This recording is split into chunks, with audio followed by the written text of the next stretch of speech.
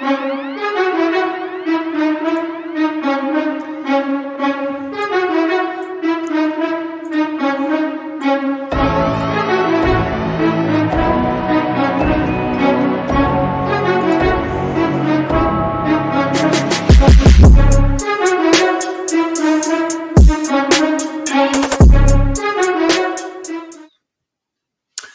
what's up, everybody? Welcome back. This is Take It to the Hizzy, Fantasy Basketball, TITTH number 151. I'm your host, Justin Bruni, but I have Stephen Hahnman with me and Blake Jacobs tonight. How we doing, fellas? Happy Thursday. Happy doing Thursday. Good, man. Good. Glad to hear it. You guys got any big weekend plans? It's starting to get warm out there. Midsummer here. Nah, not right now. Thought about golfing, but then realized I didn't want to die. But other than that, yeah, no. Just staying inside. Maybe some cleaning around the house. Maybe a little trip to Home Depot. Check out some tile. Only if we have time. Gotta have time. How about you, Steve? I'm probably in the same boat as Blake. I'm probably just going to be relaxing this weekend. Been getting after it the past couple and just relax. Definitely need to do some cleaning as well. I've been that's kind of like my smoke break now that I work at home. Like I'll just like walk by something like, fuck, that can't fly. We got to take care of that right now. So it beats a pack of cigarettes. So that's what I've been doing. That and some quick workouts down in the gym. So it's not too bad working from home. But I hate the sound of cicadas. If you've been tuning into these episodes, you know that I'm dealing with them and I hate them, and they're everywhere. They bug me while I'm working. If you hear any random moaning in the background, I swear it's not a haunted house or some Indian burial ground. It's just cicadas. So, but let's get into it. What are your guys' best bets for tonight? I got Blake's in the bottom line, so we'll start with Steve. What do you got up, Steve? So I got Kyrie Irving under 28.5 points. I do like the Nets here. I just think that just too tall of a number. I think we're going to see more Kevin Durant in this game. And then I rolled the dice. We were talking about it before the show. PJ Tucker over 3.5 points. It's just too low of a number. 2 baskets. Come on. He's got to hit it. He hit a 3-pointer in that game 1. So who knows? Hey, we'll take it. How about you, Blake? Best bets for props. I'm going to go with, I think I have Durant under 9 rebounds.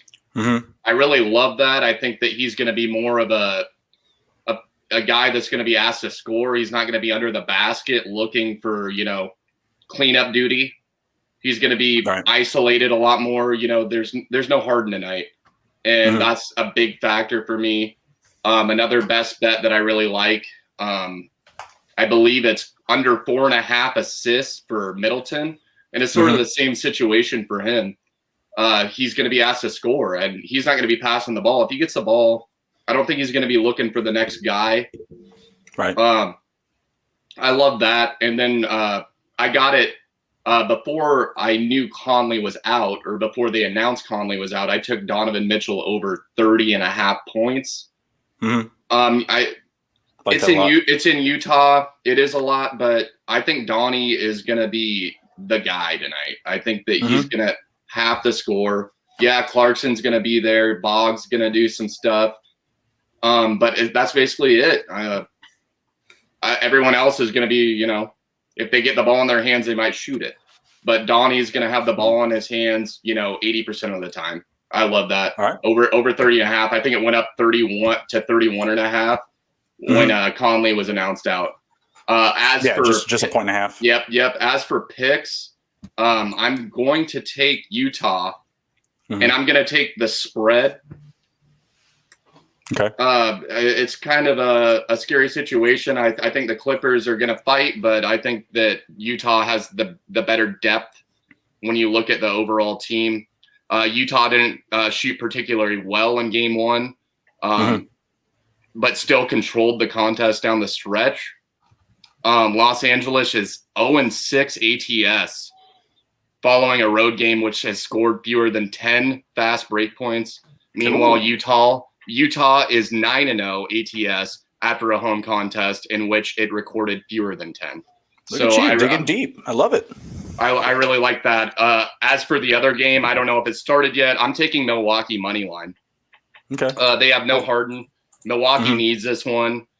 Maybe I'm an absolute glutton for punishment. I don't know. But if the Bucks lose in this blowout fashion, like they have been in the last game, Budenholzer might be fired immediately. I don't know.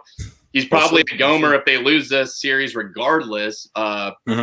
Brooklyn is 1-4 ATS in his past 5 as a dog.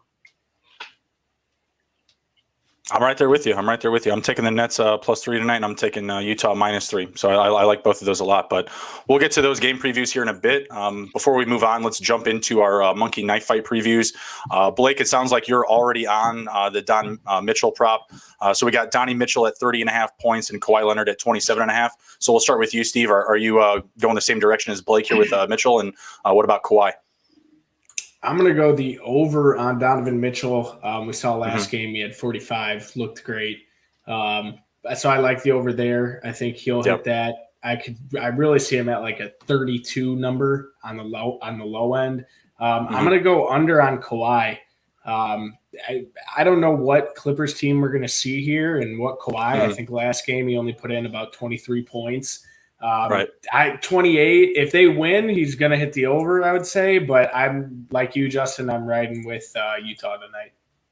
Yeah, very good. I'm going the over for Kawhi, and I'm going to go the over for Don Mitchell for the same reasons that Blake mentioned. Conley's already out tonight. We saw him set the pace in game 1, really being that guy to drive the offense, whether he's making shots or missing them. And it's really just the same thing with the Clippers. Like, Kawhi's been their identity. He's one of the top scorers in the playoffs so far. Paul George, to me, in my opinion, isn't answering the call, not shooting with a ton of efficiency. They're both playing a ton of minutes. So for Kawhi, a guy that's going to be playing over 40 minutes tonight for 27.5 points, I'll take that. Obviously, in game 1, they were getting some efficiency from other places. Not Paul George. I mean, I think he shot like 4 for 17 from the field, but he did finish at the line, 9 for 10 at the line. Kawhi 4 for 4 at the line. So I do think he's going to have to answer the call for them tonight to keep them in the game. Because like Blake kind of mentioned, they did have a good start in the series, but Utah just kind of rolled back in many defensive and offensive layers. But I think Kawhi's going to have to set the pulse tonight and really set the tempo. Blake, you mentioned you're already on the over for Donnie. What about Kawhi Leonard at 27.5? I'm going to do the opposite here. I'm going to go over. I'm going to go over on Kawhi. Okay.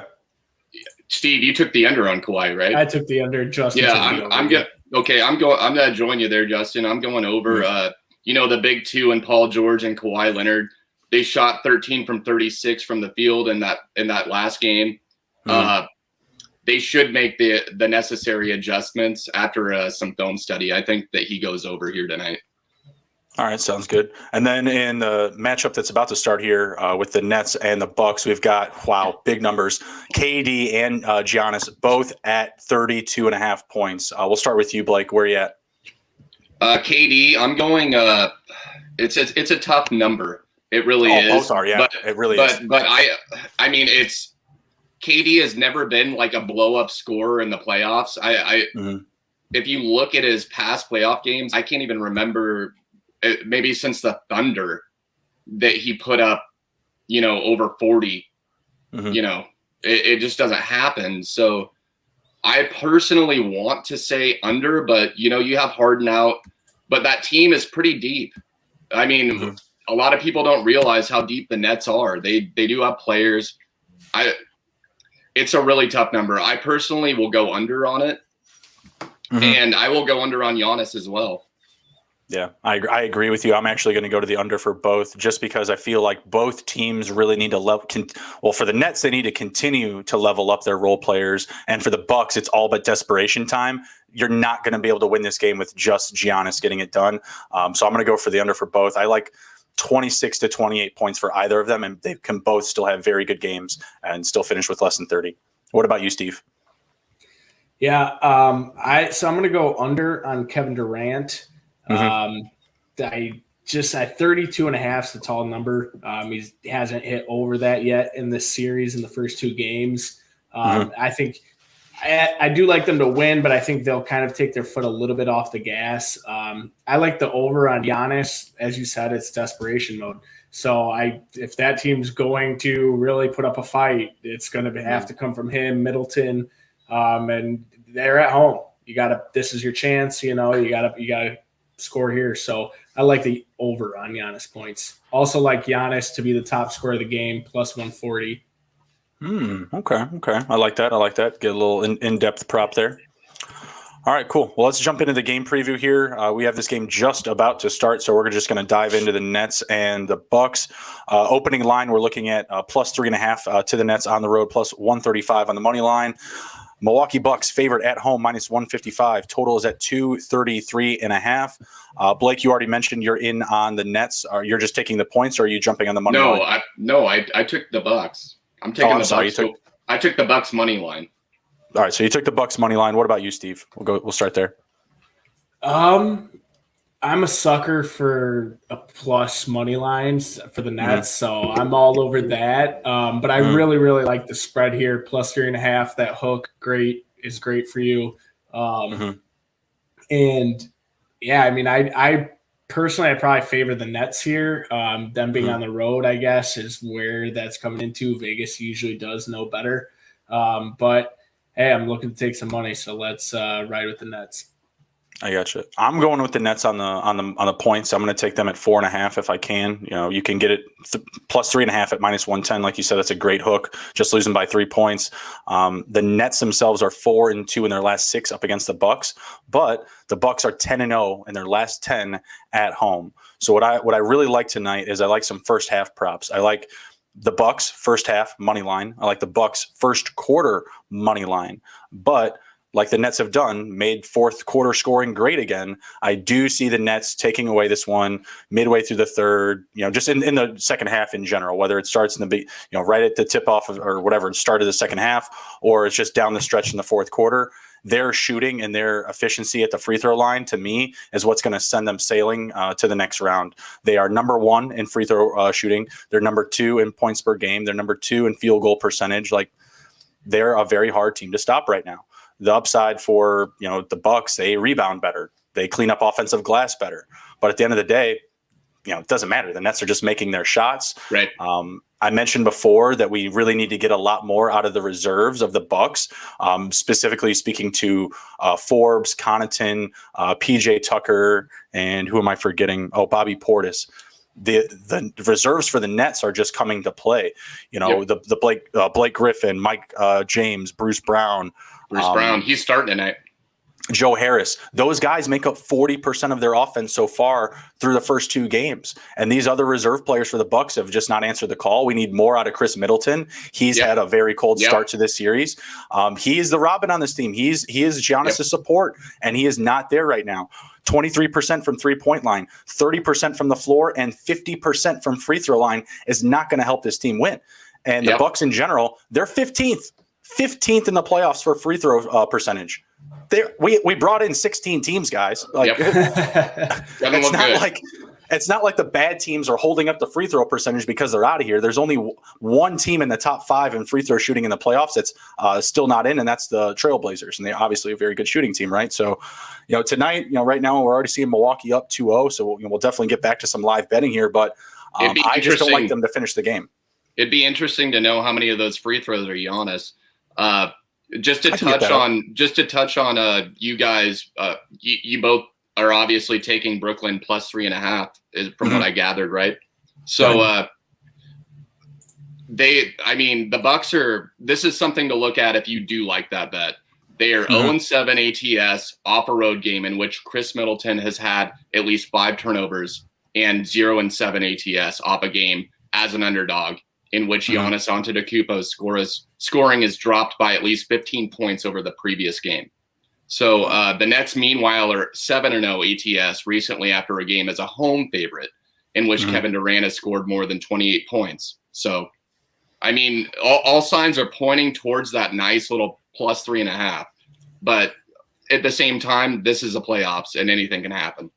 Oh, absolutely. Honestly, I love buying up to 4.5 or 5, even if you want to. I think there's a lot of value in that. And I've just been doing that consistently in the playoffs, and more often than not, it's been helping out. So I think I bought, I bought like Memphis at one point from like 12 to 14, and it hit exactly on 14 and stuff like that. So buying up the number is something you definitely want to be looking at with your books if you can. You're not losing too much value when that happens, and the books are laying these numbers for a reason. You got to really add some strategy into it. Blake, you had asked about those free throws. So as a team, the Bucks are 15 from 28 from the free throw line, and so only missing about 13, right? Giannis has missed 8 of those 13. Yeah, that's a third of them. But also keep in mind that no one else is really getting to the line. We need to get Chris Middleton to the line. Who do you think the next player has the next highest free throws attempted after Giannis in this series? You're not going to get it. From the Bucks? From the Bucks? Yeah. Spit one out because neither of you are going to get it. Not Drew Holiday. It's not Drew Holiday. It's not Middleton. It's got to be Portis. Brook Lopez. Nope. All right, one more guess. Give me DiVincenzo. Nope. He hasn't played. Which apparently is a big factor, by the way. Oh, it is. It is. Sorry. Give me. I'm gonna say. Let me dig deep. It's deep. It's deep. Is it really deep? Is it really fucking deep? Super deep. All right. This player has played 13 minutes in the series. 13 minutes to Giannis' 66. No. His brother. Oh, yeah. Wow. That's a deep pull. Thonsis. That's a deep. Yeah. Obviously, we need to get Drew Holiday. We need to get Middleton. Even Brook Lopez to the line. Brook Lopez hasn't missed a free throw, right? So we need to get those guys to the free throw line. What I just see, actually, Milwaukee's already up 5-0, but I'm still taking the 3 points. KD missing an easy shot. I saw Kyrie miss an open 3 earlier. That just won't last, in my opinion. And eventually they'll get Giannis to the line. They'll start getting these guys to take outside shots. They just gave Giannis just the easiest 2-point shot I've ever seen out of Giannis. He drove right to the lane, right inside the free throw line, and just scooped it right over Blake Griffin. Little to no effort put in whatsoever. Giannis is 2 for 4 from the field with 2 rebounds with 5 of the 7 points. Nets just missed another 3. So hopefully the Bucks don't take it away on me here. I do still really like the Nets at +3. DiVincenzo, obviously he's a big part of the Bucks apparently, at least a part of their defense, which I didn't really understand that DiVincenzo stood for in Italian, but apparently it does. The Bucks just haven't come to play yet. They just haven't come to play. In this series in general, what are you guys still thinking here? I mean, we're already seeing the Nets up 2-0. Right now we got the Bucks up 7-0, but again, my concerns are still high for them in this game. What do you guys see out of the series? Are we seeing 5, 6 games, 4 games? What do you think? I'll let you start it, Steve. Yeah, I guess I'll go 5. Maybe the Bucks sneak one. I just think we haven't. The Bucks are the Nets are just too good. You're not going to run with them and outscore them. If that's your game plan, you're not going to do very well. I mean, and the Bucks just aren't that team. They put up 86 points in their last game. Yikes. That's not going to get much done for you. So, and is there any chance of Harden back this series, or would it be guaranteed next series? Anyone know? I mean, it just depends on if they win tonight or not, in my opinion. I mean, why bring him back if you go up 3-0? Very true point. I feel like he's probably going to miss these games on the road. They already beat him they already beat him twice without Harden, right? To me, the bigger factor as far as injury wise that I'm more concerned about right now is Jeff Green. I think they do need him back in the lineup. He's out tonight. He should be back in the next game from what it sounds like. He's closer to getting back more so than Harden is. Honestly, I think the Nets can win the East without Harden. They need him for the finals because whoever comes out of the West, it's going to be trouble for the Nets if they don't have Harden, in my opinion. Not wrong. Yeah, so I just say rest him, unless there's a dire situation and we're talking Game 7 elimination game. Somehow the Bucks run it back or whatever. They get into trouble with the 76ers maybe in the next series if they advance, and maybe then it's time to throw them out there at desperation time. But other than that, I still think they can win this conference without them. So we'll see what happens there. Let's move on to the next matchup for tonight. We've got the Clippers and the Jazz. Clippers traveling to Utah, coming in as 2.5-point dogs, plus 120 on the money line. Over under is at 222.5. What do you guys think about the total? Because we didn't actually go over the total of the last game. Total of this Clippers Jazz, is that what we're still talking? 222.5. Yeah. Okay. No, 222.5 for this one.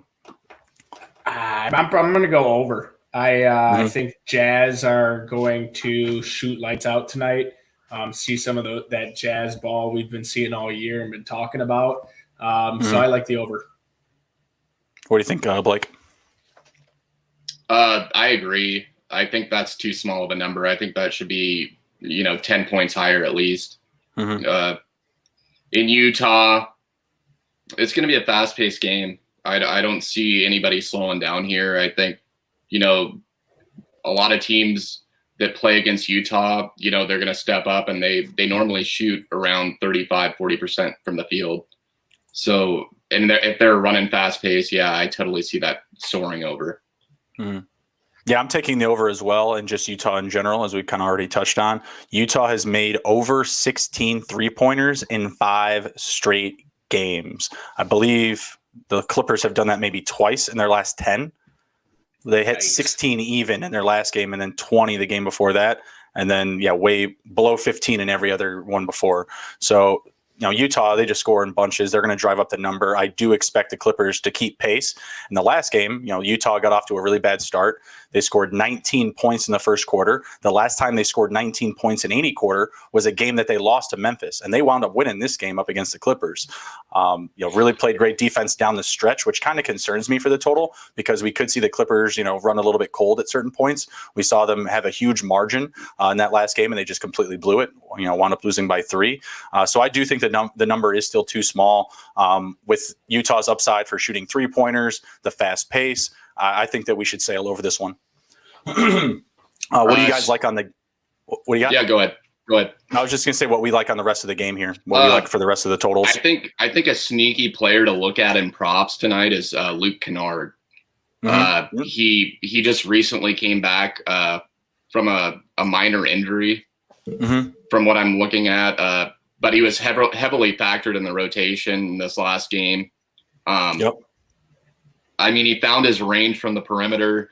He was just lights out. I mean, he honestly was one of the guys off the bench that kept him in this game. And he had 18 points, 2 rebounds, 4 for 6 from the 3-point range.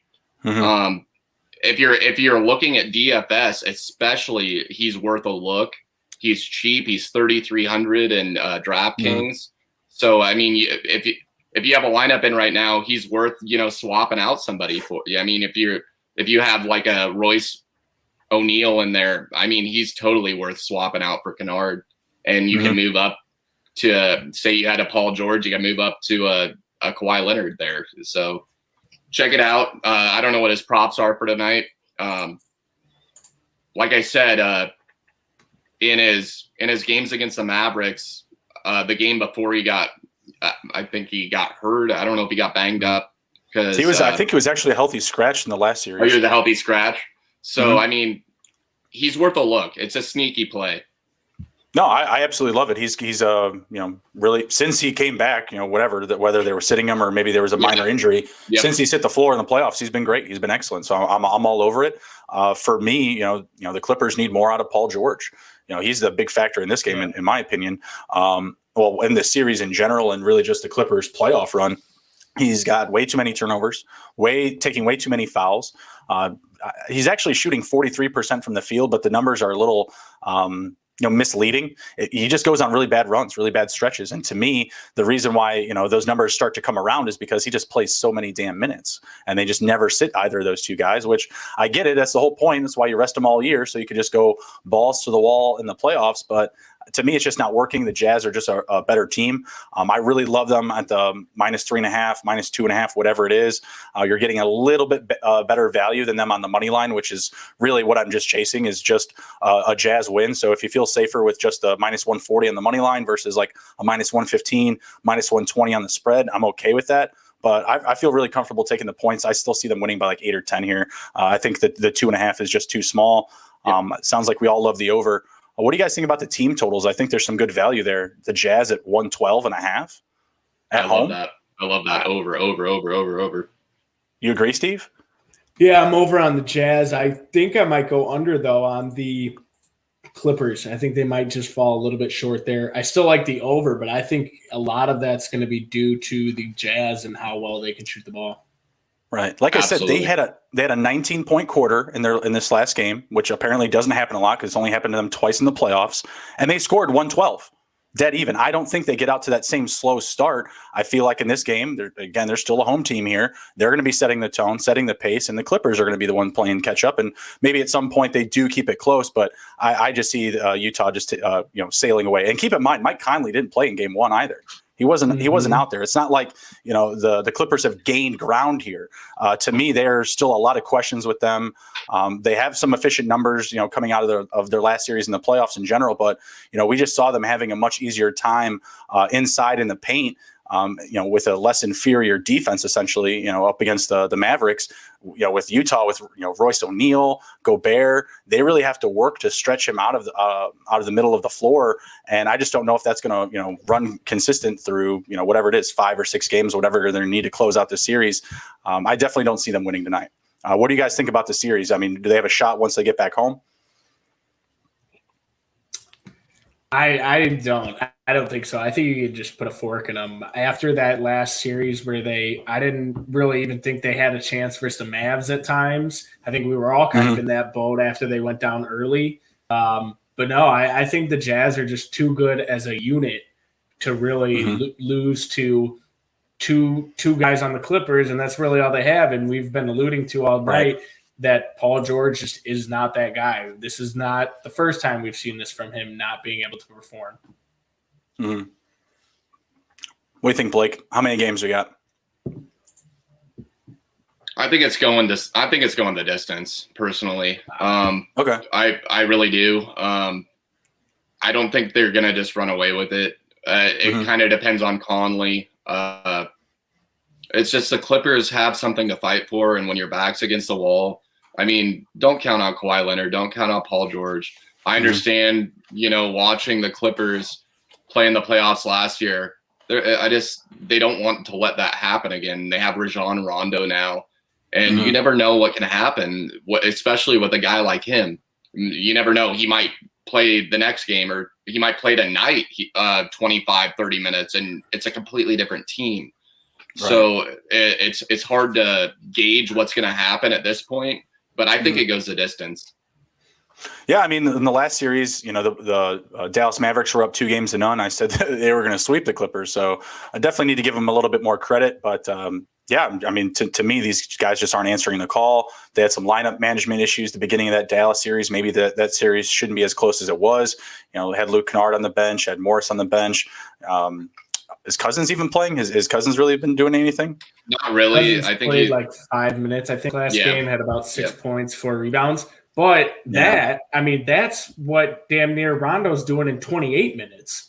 So it's just like I just don't think that as a collective that they're going to be good enough to beat this Jazz team whose depth. I mean, Royce O'Neal is playing better than most of these people on the Clippers, I feel like. Right now we're looking live here. I got friendly roll for Kyrie. Bucks up 20-9 in the first quarter. So like I said, really like the Bucks first quarter. I like them first half, but I still see Brooklyn riding back in this one. And we'll get to some live betting options here as we get a little bit deeper in the game.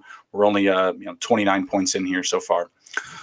All right, cool. Let's jump over to the other series. That was a good wrap-up of tonight's games. We've still got the 76ers, Hawks, Suns, and Nuggets to go over here. But before we jump into these games for tomorrow, be sure to smash the like button, share the video, and follow us on youtube.com/take it to the Hizzy. Let's go.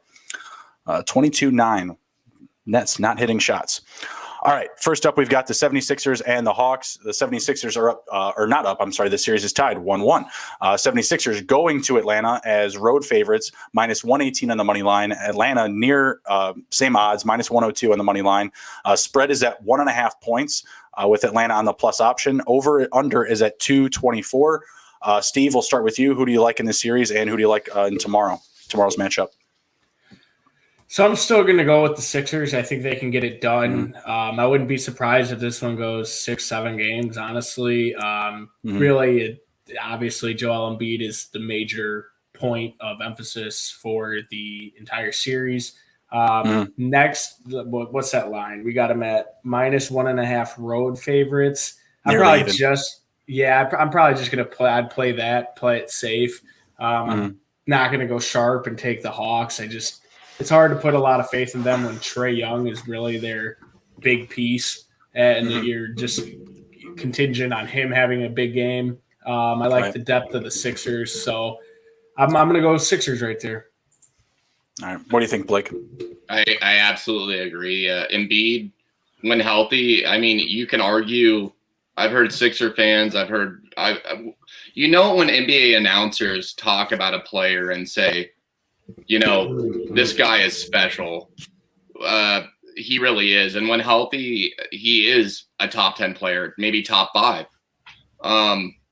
So when he's on the court, I think he's the best player on the court. No offense to Trae Young at all, but yeah, I'm going with the Sixers. I'll take him in 6. In this game, I'm taking the Sixers. As for over under, I'm gonna take the under on that. Yeah, I agree with you actually. To the under, what were they at? 224.5. Yeah, 224.5. Atlanta at home this season to the under is 27-11, I believe. I'm sorry. In general, their record at home was 27-11. That was the wrong line. The over is 4-1 in Philly's last 5. I thought I had the number. 15, 21-2 to the over in all their home games this year for Atlanta. They've been hitting the under at home, and Philly's been hitting the under just on the road consistently. So I like the under for that number as well. I'm taking 76ers on the game. I'm taking them in the series. Maybe the Hawks win another one or they get another sneaky cover. But if it's going to happen, it's going to happen in the next 2 games. But Embiid's just been a monster. Back-to-back games with 40 points or 39 and 40, whatever it was. The driving pulse of their team. They have too much depth. I think Ben Simmons has missed like a single shot in the series. He's not shooting a ton, but he's playing good defense. He's distributing. He's really tying up Trae Young, really taking advantage of that matchup. And yeah, just the matchups and depth of Philly, it's just really hard to overcome. Your best, leverage in the lineup is probably like Bogdanovich over Seth Curry, and Seth Curry is still just going to shoot the lights out. He doesn't have to play defense. They have, that's what Danny Green and Simmons are there for, to really make up for that. Even Thibault off the bench, you still have Tobias Harris and Embiid in the paint. Those are big mismatches. I'm sorry for Collins and Capella. I just don't love it. And the biggest benefit with Harris and Embiid is that they can stretch those guys out of the middle of the floor. And then you throw Ben Simmons down the lane. You throw Danny Green down the lane. They just have a lot of creativity, the ball movement. And, to Atlanta's credit, they're a great team. I loved watching them this year, but they're also the highest seed still in the playoffs. I just don't see them having the depth and the wherewithal to, really take the 76ers on a deep run and make a run into the conference finals. If they made it to the conference finals, I think they get swept by the Nets or the Bucks, to be honest. Oh, yeah. Steve, did you give us the total for tomorrow? 224? I like the under. You really sold me there with how the Hawks do at home. So I like that under there. Yeah, it's 21 and no, man, that's the wrong stat again. 15-23 to the under for Philly on the road, and Atlanta 15-21-2 to the under at home. So it's just there. At least the trend, anyways. And yeah, I think it sounds like we all like 76ers to go on. Just keeping it simple. Last up, we've got the Suns and the Nuggets. Suns are up 2-0. Kind of a shocker. I still felt like the Nuggets would get a split. They've been playing very well, but their reserve guys, their role players haven't answered the call like they were in their first series. If you guys remember from last week, I said, was it Monty Morris, Marcus Howard, Facundo Campazzo, and Austin Rivers? They made up 40% of their offense in the first round. Now they're down to 20%. Michael Porter's not playing very well. Aaron Gordon's not making 3-pointers. They're going home, which there's a good amount of upside. Playing in Denver, they are 7-2 in their last 9 to the over. They are 6-8 in their last 8 up against Phoenix, or 6-2. I'm sorry, in their last 8, and 8-2 straight up at home in their last 10 versus Phoenix. I'm jumping on the Denver train for this next game. I gotta believe that they get a win here. We've got the MVP in Jokic there. He's been playing well still in every series. Been driving up the numbers. What do you guys think with the early spread? I mean, it's the same as the last game, 1.5. Yeah, so I kind of have to agree with you there. I think the Suns win this series with some ease, but I do think the Nuggets are probably going to have to steal one on the road or steal one at home. So I think that the Nuggets, this will probably be the one game that they do. You get Jokic a little bit more involved, really run your offense through them like that. What's made them successful all year. You probably get a few more points, you'd think, too, out of Michael Porter Jr. only had, I think, 11 last game. So I do think if you get some more production there, Aaron Gordon, maybe hopefully you can hit double digits. He usually doesn't put up too much, but if you could see him 10, 12 points, that'll really help him. What do you think, Blake? I'm sorry, Nuggets fans, bring out the brooms. I'm gonna say they're done. They're gonna get swept. You saw what they did with the Lakers. I thought the Lakers, at this point, no offense to the MVP and Jokic, they're just a different team without Jamal Murray. Will Barton might be a factor coming back, but yeah, I'm gonna say they get swept. Will Barton has ruined the rotation. Campazzo, Howard, Morris, Rivers, they were all getting it done. And then Will Barton just had to come back and take up all them minutes and mess it all up. Yeah, stink up the place, Will Barton. I mean, it's hard to disagree with you. It's just that Phoenix, they're a good team, but are they a team that's going to win like 9 games in a row in the playoffs? They're at 5 in a row right now. If they win another 3, that would put them at 8. I mean, maybe they are. Maybe they are. I just feel like some of these guys can run a little cold, like Mikal Bridges, like Jay Crowder. Like they've been good, since Anthony Davis went down. Since he went down in that last series. I agree, but you're looking at the offensive end of the ball. You got to be looking at the defensive end of that same team. They're just a great defensive team as well. Oh yeah, absolutely. So, Phoenix in the paint versus Denver in the paint. Or I'm sorry, yeah, they're a lot better, right?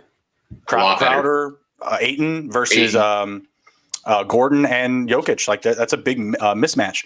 I do think that Denver gets one game, and it's going to be this first game one.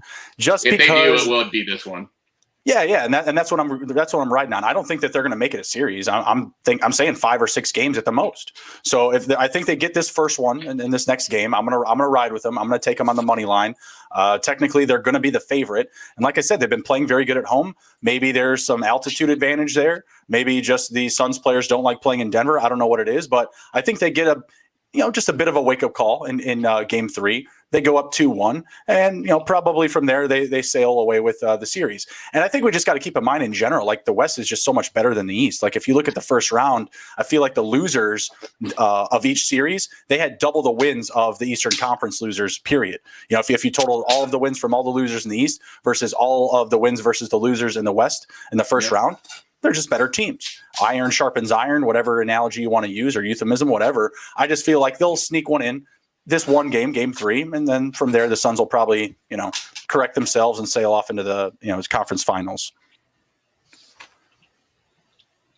Let's talk about the conference finals. It sounds like we're expecting Utah and the Suns, right?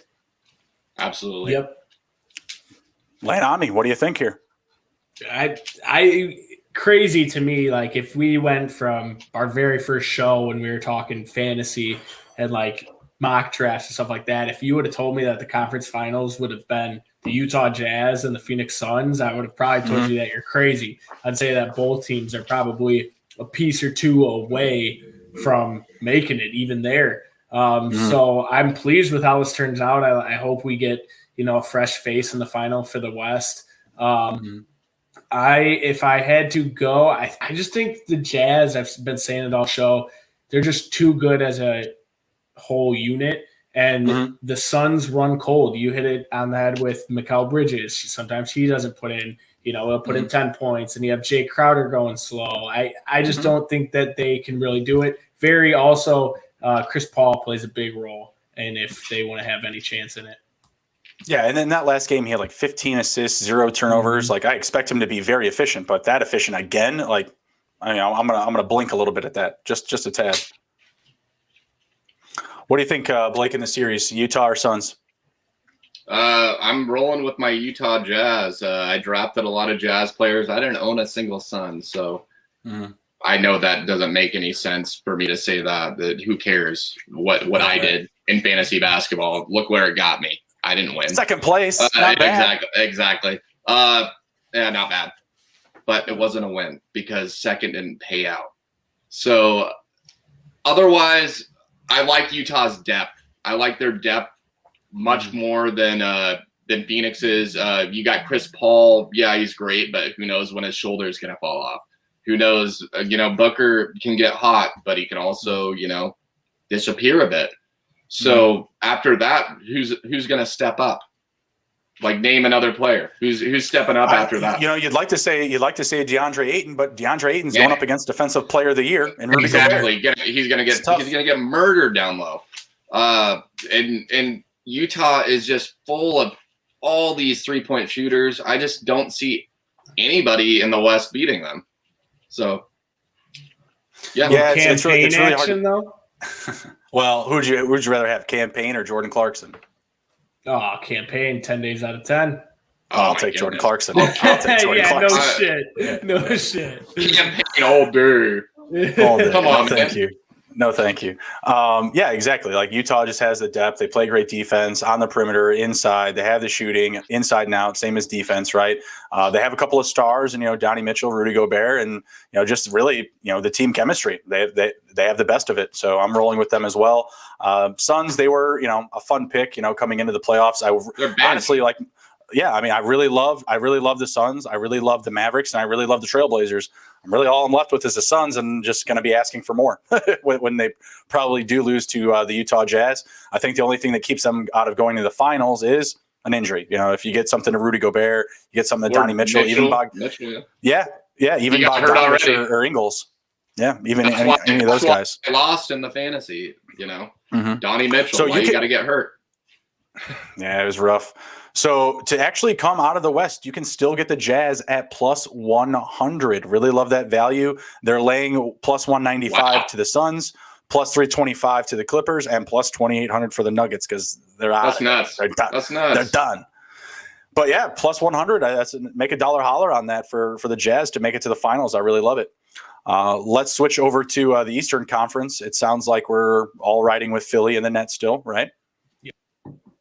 All right, that's a tough one for me. The Nets, they have the shooting, but so do the 76ers. At the end of the day, I really have to plant my flag on the deeper team, which is the Philadelphia 76ers. Great coaching, great shooting, great defense. Everyone really just plays to their role, and everybody can shoot. So it's very difficult for me not to like them. The Nets, very efficient. I've talked up all of their shooting numbers earlier. Number 2 in points per game, number 2 in field goal percentage, number 1 in free throw shooting, number 1 in 3-point shooting, but they just lack the rebounding and the total defense. What do you guys think? So go ahead. All right, I'll go. My opinion is that the 76ers are going to advance. The Hawks just don't have enough. So they're going to be there. They're going to have home court advantage. And if Embiid plays, I just don't see them losing the series. They're going to lose some games. It's probably going to go to 7. I would not surprise me at all. But I hope so. Yes. We deserve it. The fans deserve 7 games out of this. We need a great series. And we're going to get one out of either Phoenix. I guarantee Phoenix and Utah and the Nets and the Sixers, they'll probably both go to at least 6 apiece. I just, like you already touched on, it's the depth. Same with Utah. The Sixers have great depth. Better so than the Nets, in my opinion. They've been together longer. Tobias Harris is a very underrated player. Put some respect on the man's name. Embiid, this is what I love about Embiid. He's a leader. He kind of reminds me of a Kevin Garnett, if you will. Like, he gets angry out there for sure. Talking shit on the court. I love it. He's one of the few that still does it. I just like that. I just really like this Sixers squad. I just hope that he can turn it on against Durant, because Durant's going to bark back. And Durant and Harden is the factor. Kyrie, I mean, we all know what Kyrie does, but it's really up to Harden and Durant to carry this Nets team. Well, let's say Harden's not there. How many games would the series go? It's not going to go as many as it would. I think it would go 5-6 compared to 7. Mm-hmm. Yeah, it's hard to disagree with you because even if Harden comes back, he's going to be still dinged up. He's going to be playing at less than 100% most likely. Yep. I just don't know if they ask him to do that though. Like if he's not 100%, they may just say like, hey man, we got this next year. Maybe we're just a piece away. We'll regroup. We'll beat LeBron next year in the revenge cup. Yeah, absolutely. It just comes down to who's healthy, who's there. If Harden is there, that changes things. If he's dinged up, dinged up Harden is better than no Harden at all, in my opinion. Sure. What were you going to say, Steve? No, I just think I'm going into this assuming, health is on both sides because we've seen both of them have injuries too. Embiid, yeah, he's back, but I mean, we do see that injuries are on both sides. So I'm assuming both teams are healthy. I'm still going to go the Nets. I got to go opposite of you guys. I've been on this take pretty much ever since the team assembled there in Brooklyn. So I'm going to still ride with them. I think that there's not enough defense to really go around if all three are healthy. So I'm going to go opposite of that. I do think it's going to go 7. The Sixers are just a really deep team. You said it, well coached, play their role. They all know what it is. It's very similar to Bulls in the 90s where you had your scorer, you had your Robin, you had your rebounder, and then you had your role players, whether it be Longley, all that. And I think they fit that mold very well of Danny Green, Seth Curry, all the way down. So, yeah, I mean, I hope we get a great series, kind of make up for the shitty basketball we've had in the East all year. Oh, yeah, right. And even some of these, like, first series, like Miami, like, frauds. Shouldn't have been here. Frauds. What the hell? The Knicks, it hurts me to say it, but frauds. Like, what the hell? One game. Julius Randle, I think, had like one of the lowest shooting percentages like in the playoffs. I could believe it. He went frauds. It was just junk. It was disgusting. Blake, I'm sorry, but Boston, like, what shouldn't have been there. Like, one game. Come on, like, what the hell? No Jaylen Brown. No Jaylen Brown, baby. Yeah, that'll do it. That'll do it. And for Miami, it was no Kelly Olynyk. Like, shit happens. Sometimes you make bad trades. I don't know what it is. That's a horrible comparison, by the way. Well done. Especially because he played for Boston. We drafted him. True. But Miami was the one that traded him for peanuts, and an injured Oladipo. Sorry. Not going to play in the playoffs. Total backfire right there. Good Kelly Olynyk would have been dropping triple doubles. Yeah. They would have gotten a win. Double doubles. That's more doable. I don't know about trips. He would have been the Rajon Rondo of that crew come playoffs.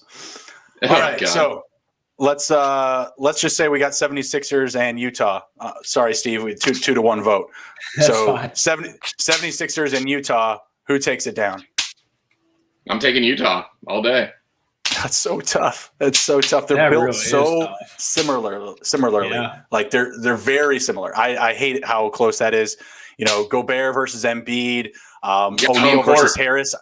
O'Neal versus Harris. Who do you think has the advantage there? I'm going Harris. Absolutely. Harris, okay. Just want to make sure we're on the same page. Here. I don't know. Royce may be able to put him in check a little bit, especially in the paint. He will. I do think he bullies him around a little bit. Yeah. Especially on the inside. Yeah, I do think the overall talent though of Tobias Harris is he's just a better player. Than his ceiling's way higher than what Royce O'Neal will be. Oh yeah, absolutely. I just mean kind of like in the series in general. I feel like that's like comparing Kawhi Leonard to Tobias Harris. It'd be Jaylen like Brown you're taking Kawhi Leonard, obviously. Yeah. Oh yeah. Absolutely. You compare Royce O'Neal to Tobias Harris. I mean, that's just like, come on, man. Come on, man. What are we doing? What are we doing? Come on, man. Come on, man. What about Donnie and Ben Simmons? What about him? Ooh, I mean, who do you like in the matchup? I mean, it's going to be a much slower pace for Mitchell with Simmons guarding him. I think that Mitchell can find his spots, so I'm not really worried about the defensive ability of Ben Simmons. And I think that Ben Simmons has no jumper, so I don't really give a shit. No, he doesn't. He doesn't necessarily need to get his jump shot off to be efficient. Yeah, he's a distributor, and in this series, he's missed like one shot. So, well, that's because they're all close range shots. Yeah, exactly. He hasn't attempted a single 3-pointer. He knows his role. Thibodeau has come in and just, or Thibodeau, Jesus, getting hung up on my Chicago coaches. Doc Rivers, yeah. Getting a little preset here on the Coach of the Year award. With Doc Rivers, he's just set it out like, hey, bro, you don't have to shoot those. You're fine. We'll get those from elsewhere. We have guys to do that. Just do your thing inside. Distribute, play defense. I mean, which he's doing at really high level. So have to love it. And that's what I'm saying. That's why I will love that series, just because the matchups are going to be great. The teams are both elite. 3-point shooting is there for both teams. Defense is there. Yeah. Honestly, I like the 76ers just a tad bit more. Maybe it's because I had Embiid on my team this year, Blake. Maybe I'm getting a little too close to it. I don't know. The health with him worries me. Like I said, he's a top 5 player in my opinion when healthy. When completely healthy, I feel like he matches up to any of the best on the court. Yep. The crazy part about Embiid is I think he started playing basketball when he was like 16. Not crazy. The first time it's nuts. Yeah, but for him to be like top 5 in the NBA, or even talked about being top 5 in the NBA, it's nuts. It's got to be awesome for him. Oh yeah, got to be. Pretty good job, right? Yeah. Who cares? I'll let you start. Who cares? I'll let you start. All right. Let's go on here. We're just going to go through our award winners. We got Coach of the Year, Most Improved Player, Sixth Man and Defensive Player, and Most Valuable. So Most Valuable Player went to Nikola Jokic. Runner-ups were Steph Curry and Joel Embiid. I think we all agree that they got it right. Yeah. Yeah. Absolutely. I mean, it would have been fun to give it to Steph Curry, but we're not about fun here. We're about getting the right choice in. And I feel like all that hype for him was just all recency bias. Yeah, a little sad Joel Embiid didn't get in there. That's the saddest part about Jokic getting this awesome narrative of him getting MVP. Maybe Murray getting hurt was a factor, but I think the saddest part is Murray getting hurt, because a fairy tale ending would be a ship at the end of the year with that MVP. So I feel like he got cheated a little bit there. What do you guys think? It sucks. No, I agree with you. I mean, it could go the same way for Joel Embiid, who was hurt and then didn't get the time really to just take that spot. I feel like if Embiid was healthy all year, he would have been MVP just based on team success alone. But yeah, losing Murray definitely, diminishes the candle of the Denver Nuggets. Takes away that opportunity to go a little bit deeper. I certainly think they'd be in a better position they are now in this series. But again, I also expected them to kind of split the first couple of games, and they didn't. So definitely didn't answer the call.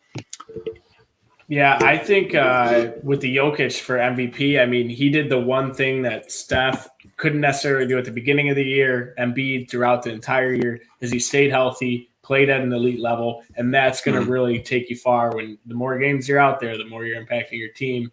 But I think the best takeaway of all this was I did not know Jokic was drafted during a Taco Bell commercial. And I've been seeing that. You haven't seen that on Twitter?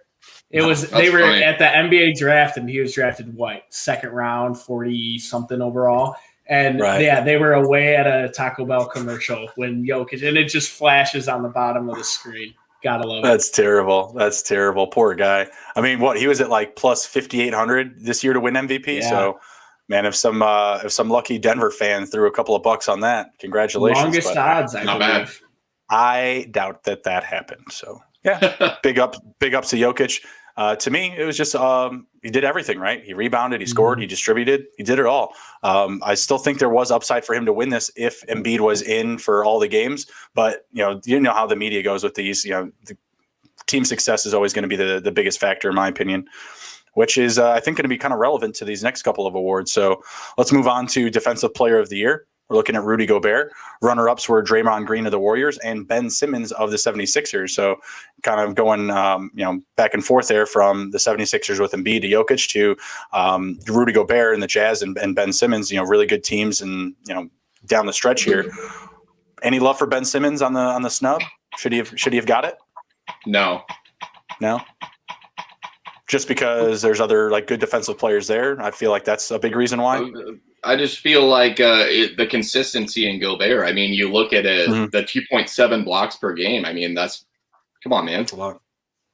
3 blocks a game, the only player that can hang with him, had he played, 25 let's just say the guy I'm talking about right now played the same amount of minutes per game as Gobert. He'd probably have defensive player of the year, and he plays for the Celtics. Can you guess who I'm talking about? Robert Williams. Absolutely. I mean, just look at his numbers per game. The guy averages like 5 blocks per game. No, it's all there. I mean, it's hard to argue with. I just felt like, again, just looking at like your team success. Ben Simmons really embracing the defensive role distribution. Obviously, offense doesn't play a factor into it, but I guess I just looked at it as just team success. Like how much of a role does that play? If you're comparing team success, I mean, both teams were first in their own conference. So I mean, who had the better record? I'm pretty sure the Jazz did. Oh yeah, absolutely. The Jazz did. I was trying to pull up defensive plus minus. Actually, Draymond Green led in advanced stats. I was trying to look up defensive win share. Rudy Gobert at number 1 with 5.2. Ben Simmons at number 7 with 3.3. So yeah, there's a big disparity there. Actually, big disparity. Draymond Green was actually at 3.4. So pretty big disparity there, I'd say. Yeah, no What contest. about you, Steve? Any snub to Ben Simmons there, or did they nail it? No, I mean, I think Gobert deserved it. This is his 3rd time, I believe, winning it now. He joins Dikembe Mutombo, Ben Wallace, and Dwight Howard as the only people to win 3. Mutombo and Wallace are the only ones to win 4. So he's going to be in that talk now for a while to come. I think when he's not in the, not protecting the rim for them, it's a big loss for them. Draymond being in here, granted, I hadn't looked at advanced metrics like you had just stated there, but Draymond, he's always kind of in that. He has won the defensive player of the year. The fact that he was even in it this year, I was kind of shocked by it. I thought it was like a clear 1 being Rudy Gobert, 2 Ben Simmons. Yeah, I agree with you. I agree with you there. I mean, and just looking at the numbers, because I hadn't pulled them up from before, there is a bit of disparity there between the two. I guess I just see, Ben Simmons his defense being a bigger factor for his team than Rudy Gobert, just because the Jazz just have so much else going on for them that it's kind of hard, or it's easy for him to get lost in the mix, I should say. So I guess that's just where I was coming from there. But I agree with you. He should be ahead and away the guy. Just wanted to know what you guys think as far as the comparison between the two. All right, so for 6th man, we got a couple of Jazz players. Jordan Clarkson did take it home. I think that's pretty rightful, but I think it's interesting that Joe Ingles is on there. Derrick Rose was a 3rd, but I think there's just too little too late. Like, he had to get traded, only played half of the year on the Knicks. So I feel like that's a pretty easy one. I know Blake is head and over about Jordan Clarkson being the 6th man. So we'll take it to Steve here. They nail it on the head? Yeah, I mean, aside from Derrick Rose getting 1 MVP vote and not winning this, it's a shame. But no, I mean, Jordan Clarkson, clearly he was going to be the guy. I think that was the writing was out there well before this was even announced. Crazy that Joe Ingles, so he's 7th man off the bench? I guess so. 7th man? Yeah. No, they got it. They hit it right on the head. No, I absolutely love it. And you just look at, the points coming off the bench, points per game, like it's just Jordan Clarkson's award. And I feel like we were talking about him at like minus 500, minus 700 for this award with like 3/4 of the season still left. So literally an injury would have been the only thing that kept him from it. Anything to add on there for your boy, Jordan Clarkson, Blake? I know, big fan you are. Yeah. I mean, there's nothing really to add. I mean, he was just special. Just poured on points every game. Yep. 3-pointers. He just did it all, scoring from a scoring perspective. And that's a huge reason why the Jazz are so good. They have a guy like Jordan Clarkson and then Mike Conley. What? That's just so unheard of for any team in the league to have that awesome of guard depth. They just So, counted Giannis for 10 seconds. He's out. He was kicked out of the free throw line. He did it again. Let's go. That was the last. I can't That was count. that was the first time it happened since the last time it happened. My dribbles are in slow motion. Clock stoppers. Dude, someone was telling me he takes like 15 seconds at the line, by the way. That's ridiculous. Yeah. By the way, in this game, because we kind of have to get to the live betting here, and we're going to soon, Milwaukee has only scored 3 points in the second quarter. I told you guys to take Milwaukee first quarter money line. Smoke, 17-3. They were up 30-11 to start this quarter. What did I tell you guys? Take them Bucks money line, take them first half. Honestly, it's going to be tough for them to get the first half, but this is a team that just does not run hot the entire game. I believe the Nets started off 5 for 25 from the field. I don't know what they are since then, but they've picked it up. What'd you say, Steve? What was the margin in this quarter? 17-3 as of when you were talking about it. The Nets are shooting 14 of 35 now for about 39%, and the Bucks are shooting 13 of 30 for 43%. The Nets are now within 3. They almost turned the ball over after that last bucket by the Nets. Wow, they're just playing very unorganized right now. Very lackadaisical. Lopez in the paint. Nope, can't finish. Looks like he's going to the line. Woo, it's brutal. It's brutal out here. I mean, this is kind of like a little narrative for Lopez because I mean he played his whole career for the Nets, so this has got to be a little walk down memory lane. I'm sure he'd like to stick it to him, but he hasn't really showed up in this series so far. That might be something to look at, and they win tonight, maybe a little prop action. I don't know. Yeah, he did just win the jump ball. So, do you guys think it's fair to say that Giannis, if they can't get over this hump of the Nets here, that he's just not enough to really anchor a team to go all the way? I believe that already. We've seen it year in year, and it's like a year in and year out type thing. Where does he have to kind of defer to maybe more of a Robin role? Yeah. I honestly was gonna kind of touch on what you were talking about Middleton being Robin, and I was like, I don't know if he is Robin. I think you need a hell of a lot better player than Chris Middleton. Middleton can be hot, though. I mean, I agree. I like him more. I mean, when we're talking the Nets, who have Durant, then Harden, then Kyrie, you need, you. It's like, who do you like better, Chris Middleton, or Tobias Harris? Tobias Harris.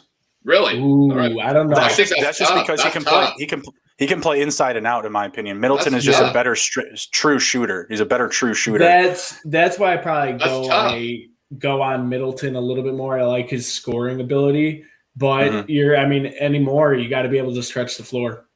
Yeah. Exactly, yeah. And Tobias can finish in the paint still. I'm not up against every big, but there's a lot of guys up there he can body up, to pull down into the paint, especially if they're, giving him like an ISO look or just run him in, some type of swing formation, get him off a pick for a clean corner 3, whatever it is.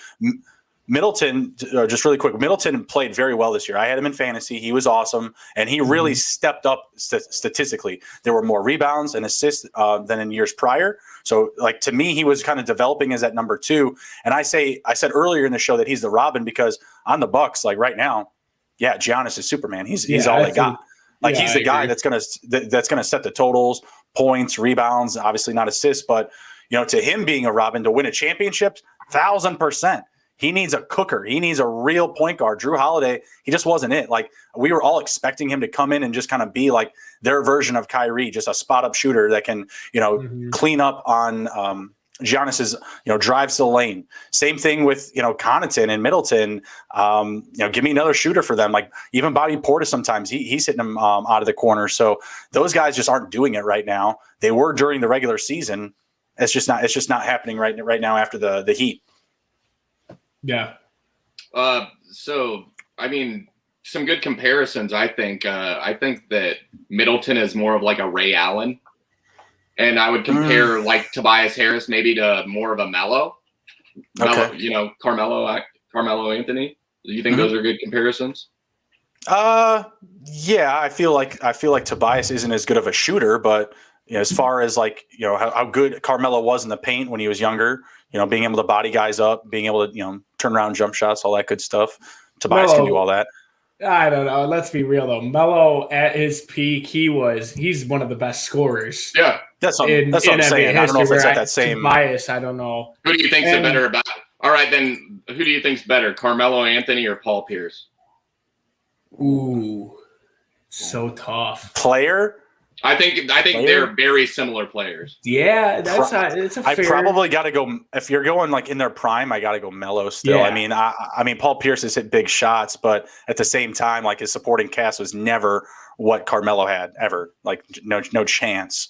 Yeah. So yeah, I got to go Melo there. If I'm just going like pure player talent, I got to go Melo. Yeah, if I'm going to do that, I mean, career, you're definitely going to go Paul Pierce for sure. And then he was also kind of like the guy for that Celtics team when they did win it in 08. Granted, I do think you got to give a lot of credit there for Rondo. What he did in the playoffs was Ray Allen, Kevin Garnett, Well, I mean, Rondo's defense in there was really like unbelievable. I can go watch those highlights on YouTube day in and day out, and they never. That was his first year. Yeah, the Chicago series. That's it. The Chicago series. That was crazy. I was actually a big Celtics fan back then. Oh well. Oh, I was like a bandwagon, not really a fan. Yeah, all right. Poor baby Bulls. Steve didn't love him. Ben Gordon, John Salmons. Oh, I loved him. I wrote Eddie House. Eddie House was Get on the fuck out of here. Get the Tony fuck out of here. Allen. We had Eddie House. We had Tony Allen. Yeah. Von Wafer. You had, dude, there were so many really people.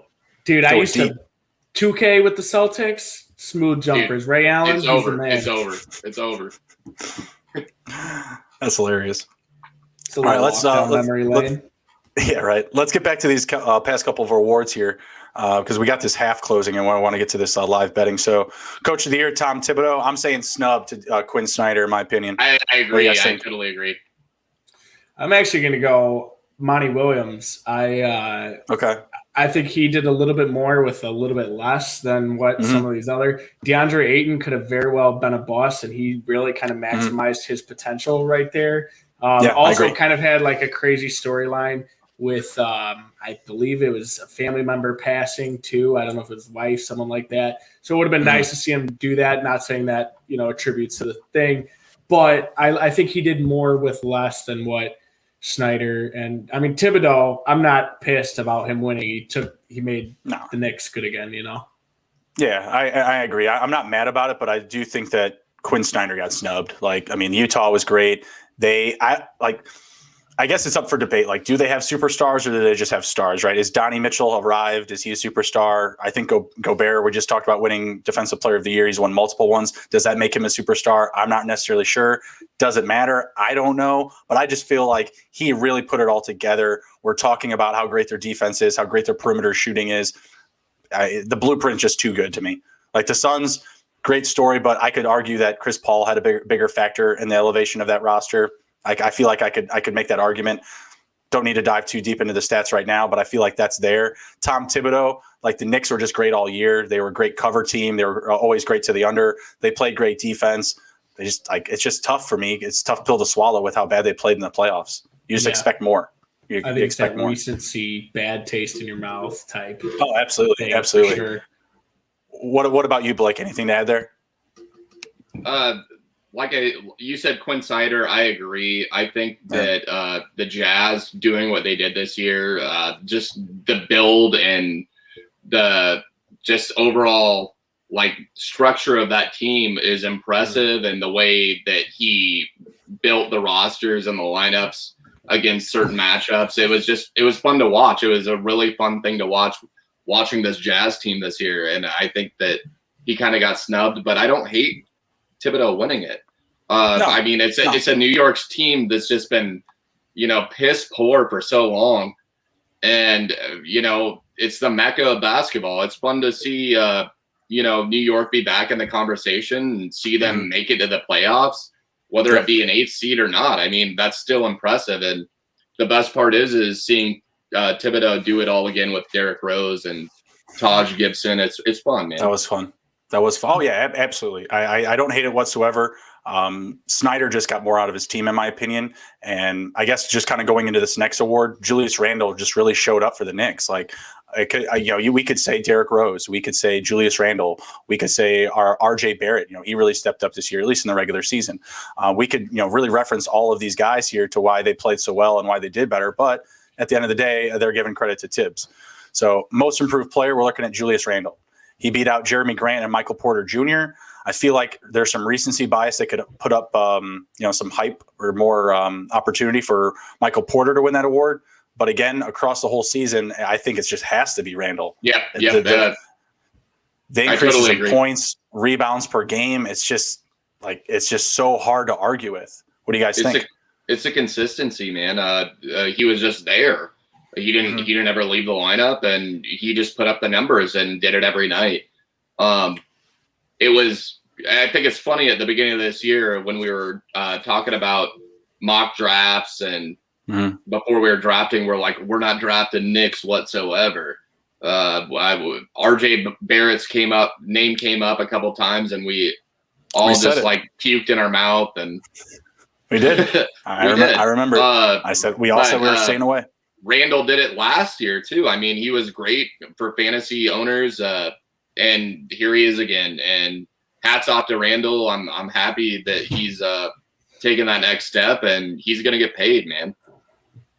Oh, absolutely. Absolutely. Especially in New York. My goodness. It's going to be ridiculous. How about you, Steve?